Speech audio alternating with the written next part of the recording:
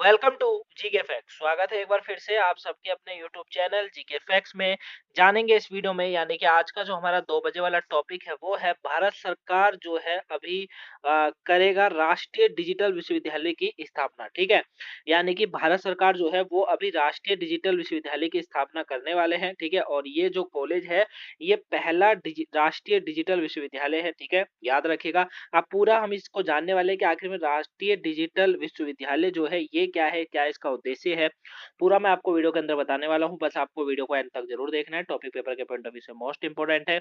इस टॉपिक से जो है आपसे एग्जाम में 1 या 2 नंबर का क्वेश्चन पूछा जा सकता है। ठीक है, अगर आप यूपीएससी या स्टेट सिविल सर्विस एग्जाम की तैयारी कर रहे हैं तो भी टॉपिक आपके लिए मोस्ट इंपोर्टेंट है। बस आपको वीडियो को एंड तक देखना है। अगर कहीं से भी आपको कोई भी पॉइंट्स या कुछ आपको नहीं समझ आता है, कोई आपका डाउट हो, कोई क्वेश्चन हो, उसे कमेंट बॉक्स में कमेंट करके पूछ लीजिएगा, वहां आपको आंसर मिल जाएगा।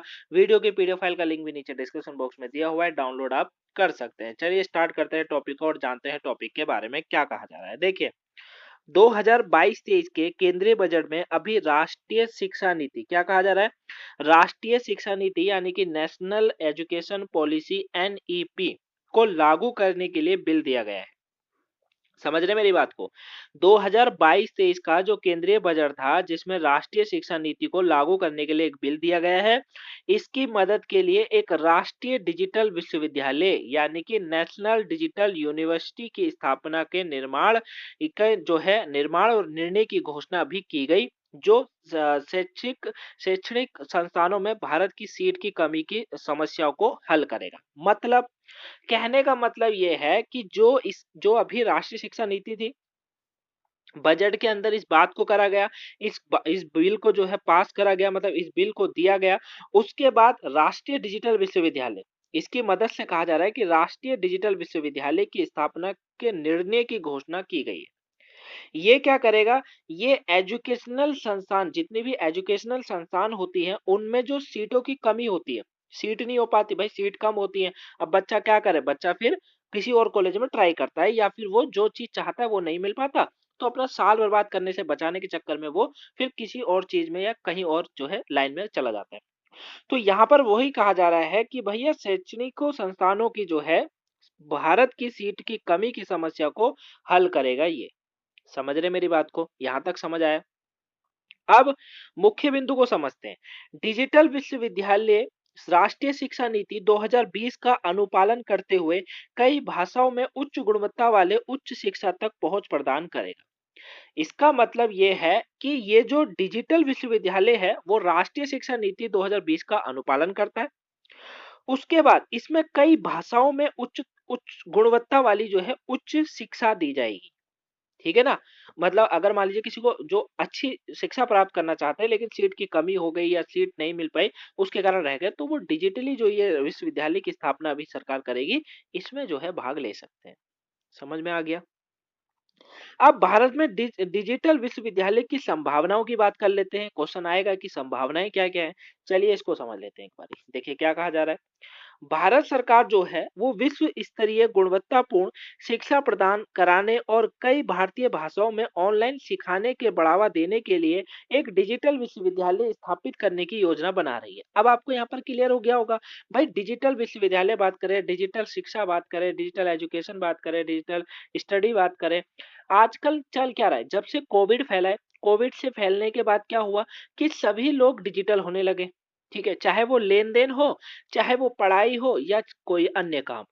ठीक है ना, उसमें लोग क्या करने लगे, डिजिटल करने से। अब बात करें जॉब की या बात करें वर्क की, किसी भी वर्क की, तो उसमें सब में क्या होता है, डिजिटल होने लगा भाई। सारे ऑफिस सब कुछ बंद थे अभी लॉकडाउन में, तो लोगों ने घर पर रह के काम किए।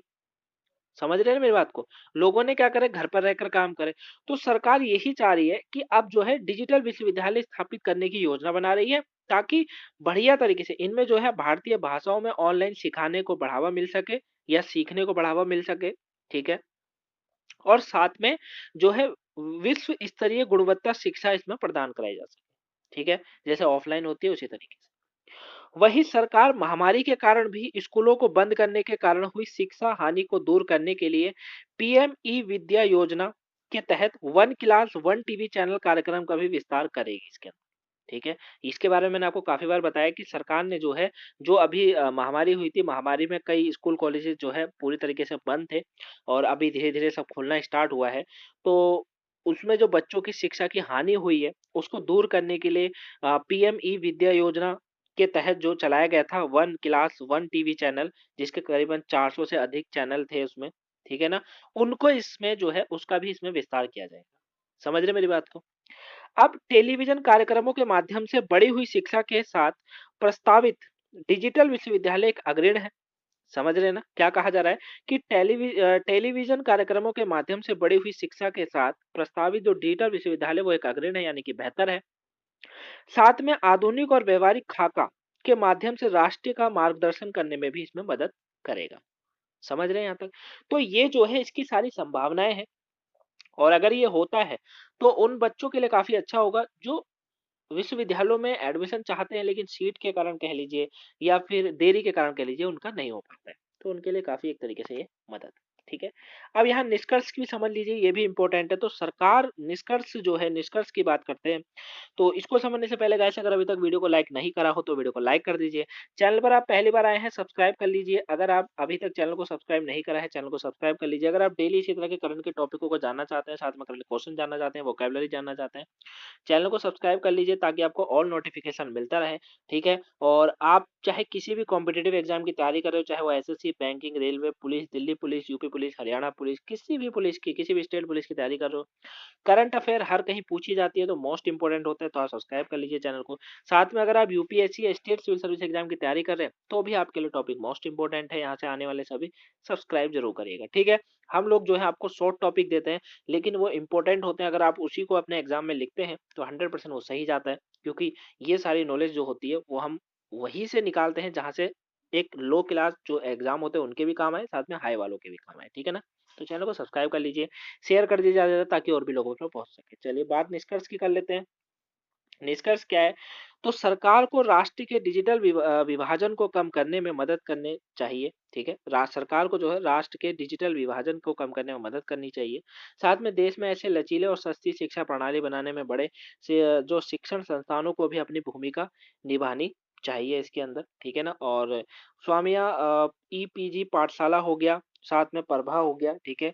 और नेशनल डिजिटल लाइब्रेरी हो गई, ई ज्ञान कोश हो गया, वर्चुअल लैब्स हो गई, ये सारे साधन जो है इन साधनों के उदाहरण हैं, ठीक है ना? और जिन्हें डिजिटल यूनिवर्सिटी में एकीकृत किया जा सकता है। मतलब कहने का मतलब ये है कि ये सब मिलकर जो है एक डिजिटल यूनिवर्सिटी को जो है एक बेहतर बना सकते हैं, एक समान बना सकते हैं, ठीक है? चाहे बच्चे को कोई भी तकलीफ ना हो जैसे वो एक ऑफलाइन कॉलेजों में होता है उस तरीके से, ठीक है ना? तो इस तरीके से है। चाहे बच्चा कहीं अगर शांति में जाके पढ़ना चाहे तो उसके लिए भी एक प्रावधान हो, लाइब्रेरी हो, सारी बुकों को पढ़ सके उस तरीके से, ठीक है? तो आई होप आप इसको अच्छे से समझ गए होंगे। तो ये इसका निष्कर्ष था। आपको वीडियो कैसी लगी प्लीज़ कमेंट बॉक्स में बताइएगा। पसंद आई हो तो वीडियो को लाइक करिएगा, चैनल पर नए हैं सब्सक्राइब कर लीजिएगा। वीडियो को शेयर ना करा हो गाइस शेयर कर दीजिए ताकि और भी लोगों पर ये वीडियो पहुँच सके और वो आज के इस टॉपिक को जान सके। मिलेंगे आपसे नेक्स्ट वीडियो में, तब तक के लिए thank you for watching guys. कोई वीडियो आज की ना देखी हो देख लीजिएगा, ठीक है? मिलेंगे नेक्स्ट वीडियो में, तब तक के लिए thank you for watching guys. Have a nice day. Thanks for watching.